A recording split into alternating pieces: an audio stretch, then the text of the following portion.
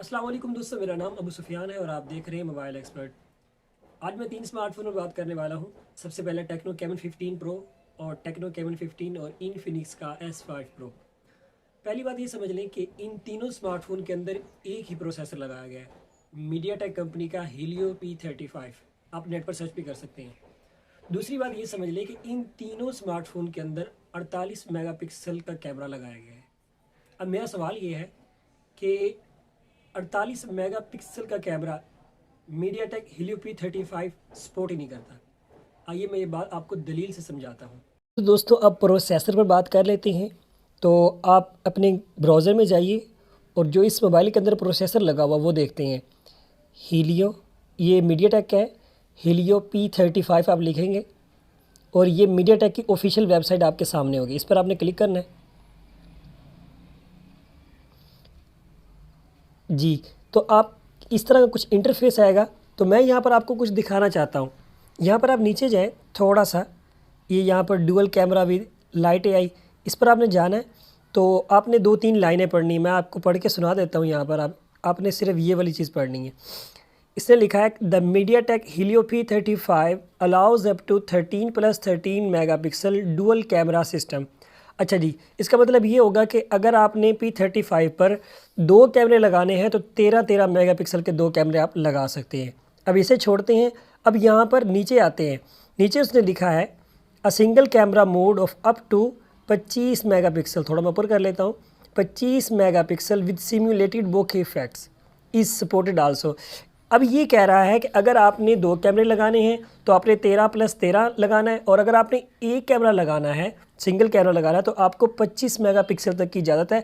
इससे अलावा वो सपोर्ट करता ही नहीं है। दोस्तों, यकीन के साथ कह सकता हूँ कि अगर आपको ये वीडियो समझ आई है तो आप कभी भी ये स्मार्टफोन नहीं लेंगे और ना ही किसी को ये रेकमेंड करेंगे, बल्कि जो ले रहा होगा आप उसे भी रोकेंगे।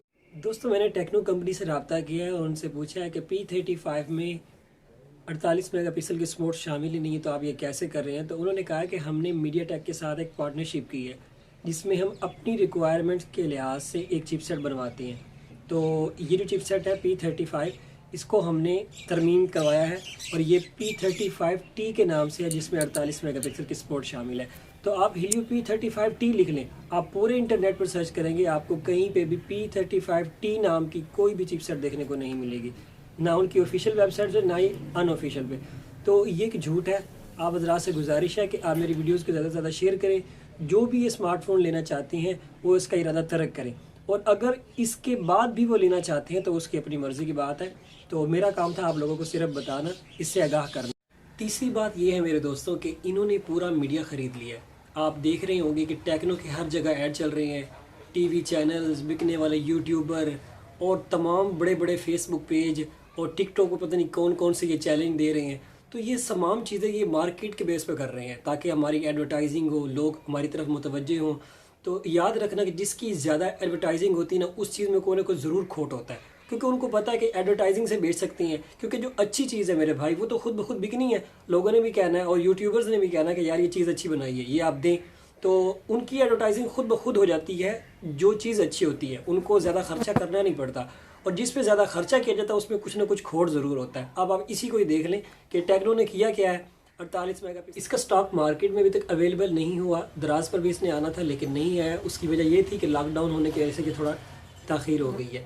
तो मेरी आपसे गुजारिश है, जो कोई भी ये स्मार्टफोन लेने का इरादा रखता है वो ना ले। और अगर आपका कोई दोस्त या आपको कोई फैमिली मेम्बर या आपके रिश्तेदारों में से कोई भी ये स्मार्टफोन लेना चाहता है, उसका वेट कर रहा है, तो मेरी आपसे गुजारिश है कि उसे कहें कि ये स्मार्टफोन मत लें।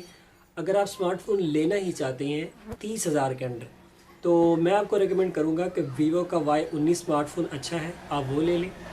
और अगर आप 2-4 हज़ार रुपये और डालते हैं तो एक नया स्मार्टफोन है वीवो S1, नया तो नहीं है, S1 प्रो भी आ गया, लेकिन वो बहुत ही अच्छा स्मार्टफोन है, आप वो ले सकते हैं। गेमिंग परफॉर्मेंस और कैमरा परफॉर्मेंस सब कुछ बेहतर है, तो फास्ट चार्जिंग भी है, अच्छी बैटरी भी है।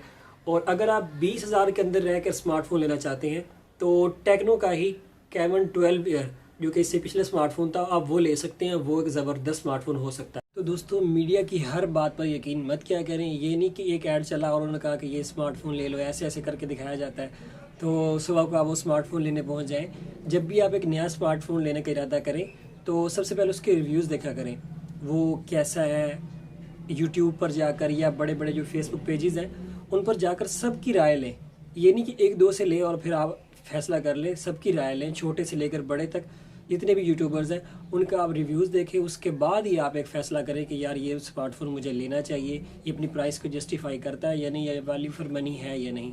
तो आज के लिए बस इतना ही। घरों में बैठे रहिए, सेफ़ रहिए और हमारी वीडियोस देखते रहिए। लाइक कीजिए, कमेंट्स कीजिए, शेयर कीजिए हमारी वीडियोस को और चैनल को सब्सक्राइब ज़रूर कीजिएगा।